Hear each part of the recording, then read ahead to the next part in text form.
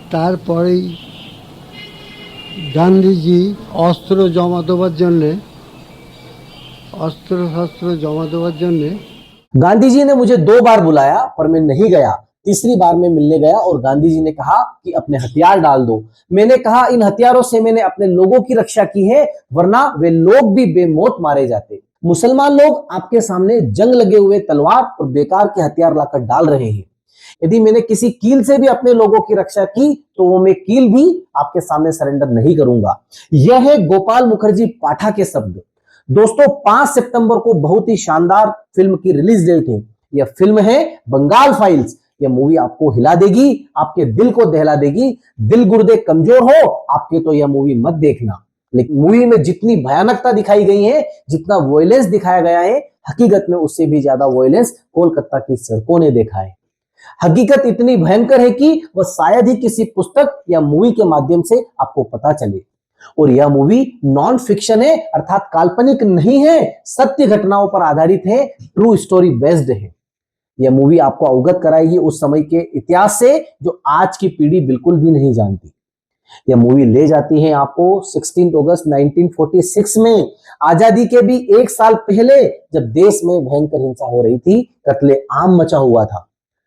कोलकाता की सड़कें हिंदुओं के खून से नहा गई थी। अफरा तफरी का आलम यह था कि शवों का अंतिम संस्कार करने वाला कोई भी नहीं था। लाशों को गिद्ध खा रहे थे।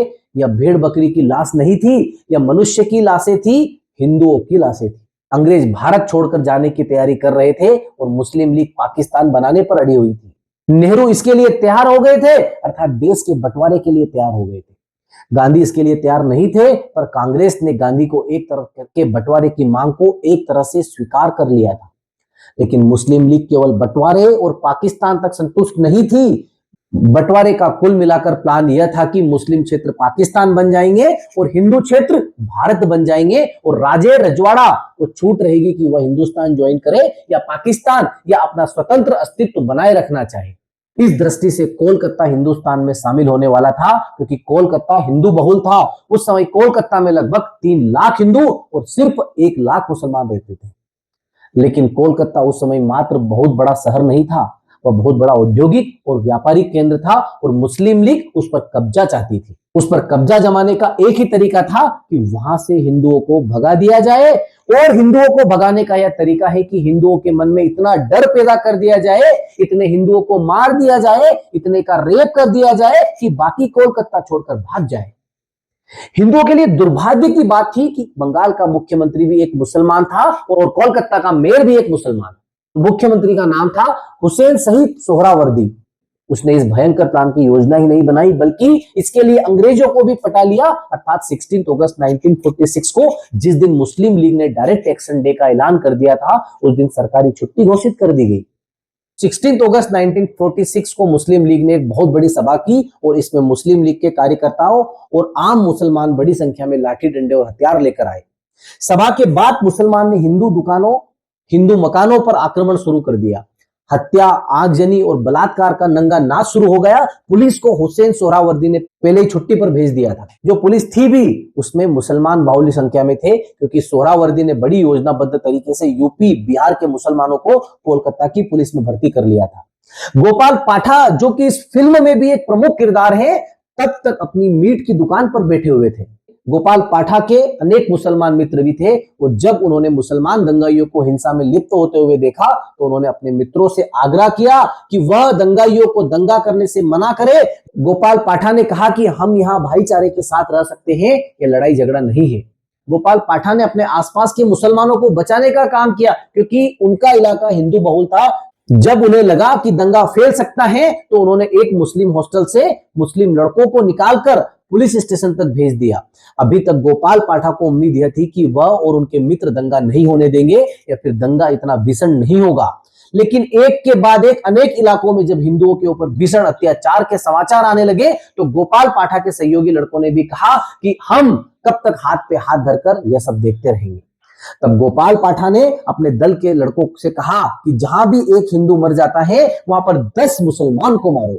और अब दोनों तरफ से हिंसा शुरू हो गई, अर्थात मुसलमान की हिंसा का जवाब हिंदू भी हिंसा से देने लग गए।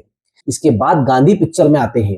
इसके बाद गांधी जी कोलकाता पधारते हैं और सारे ही दंगाइयों से कहते हैं कि वे दंगा रोक दे, शांत हो जाए।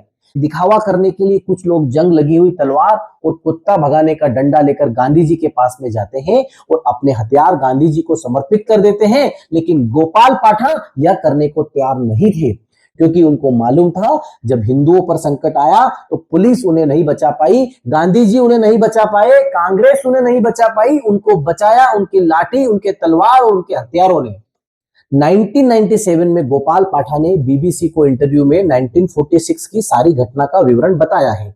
सारा विवरण खुलकर बताया है। इस पूरे इंटरव्यू का हिंदी अनुवाद हम आपके सामने प्रस्तुत करेंगे, क्योंकि यह पूरा वीडियो अंग्रेजी और बंगला भाषा में है। लेकिन अभी लौटते हैं वापस कोलकाता पर और वापस बंगाल फाइल्स पर। विवेक अग्निहोत्री इस फिल्म का नाम पहले दिल्ली फाइल्स रखने वाले थे, क्योंकि उनका मानना था कि पूरे देश भर में जो भी कुछ होता है उसकी योजना दिल्ली में ही बनती है, उसके सूत्र दिल्ली में ही बैठे पॉलिटिशियंस हिलाते हैं। बंगाल में हिंसा का जो नंगा नाच हुआ उसके पीछे जिम्मेदार दिल्ली में बैठे हुए राजनेता ही हैं, दिल्ली में बैठे हुए राजनेता ही थे, ऐसा विवेक अग्निहोत्री का मानना है। लेकिन फिल्म बनते बनते घटनाक्रम की इंटेंसिटी इतनी अधिक थी कि फिल्म का नाम दिल्ली से बदलकर बंगाल फाइल्स रख दिया गया। बंगाल फाइल्स विवेक अग्निहोत्री की ट्रायोलॉजी की आखिरी फिल्म है। इसके पहले वह द ताशकेंट फाइल्स और द कश्मीर फाइल्स बना चुके हैं। दोस्तों, as a matter of fact Vivek Agnihotri केवल बंगाल की हिंसा या पार्टीशन की हिंसा को नहीं बताना चाहते हैं, वह पार्टीशन की हिंसा से बढ़कर और कुछ बताना चाहते हैं। क्योंकि 1946 में जो हिंसा हुई वह बड़े रूप में 1947 में भी रिपीट हुई, क्योंकि 1946 में जो सबक लिए जाने थे वह सबक नहीं लिए गए। 1947 के हिंसा से भी सबक नहीं लिया गया और इसीलिए 1992 में कश्मीर से हिंदुओं को भागना पड़ा, कश्मीर में हिंदुओं का कत्लेआम हुआ। 1946 और 1947 में हिंदुओं ने गांधी जी पर भरोसा किया, जिन्होंने कहा था कि विभाजन होगा तो मेरी लाश पर, लेकिन गांधी जी विभाजन भी देखते रहे और हिंदुओं का कत्लेआम भी देखते रहे। विवेक अग्निहोत्री शायद यही बताना चाह रहे हैं कि हिंदुओं को पॉलिटिशियंस के हाथ में अपनी किस्मत नहीं सौंपना चाहिए, खास करके तब जब दूसरा पक्ष हिंसा को अपना हथियार बनाए हुए है। क्योंकि एक ऐसी आइडियोलॉजी है जो दूसरे धर्म के लोगों को मारना, लूटना और बलात्कार करना जायज मानती है, अपना मजहबी हक मानती है, क्योंकि वह उनके धर्म के तो है ही नहीं ना। बंगाल फाइल्स के माध्यम से विवेक अग्निहोत्री हिंदुओं को कबूतर की मानसिकता से बाहर निकालना चाहते हैं, जो बिल्ली को देखते हुए भी आंखें बंद किए रखता है। विवेक अग्निहोत्री की राय से आप सहमत है कि नहीं, अग्री है कि नहीं, हमको जरूर बताइएगा। आपको पिक्चर कैसी लगी यह भी बताइएगा। मैं तो अपने दोस्तों के साथ फिल्म देखने जा रहा हूं और आप भी फिल्म देखने जाइएगा और कमेंट बॉक्स में कमेंट के माध्यम से हमें जरूर बताइएगा।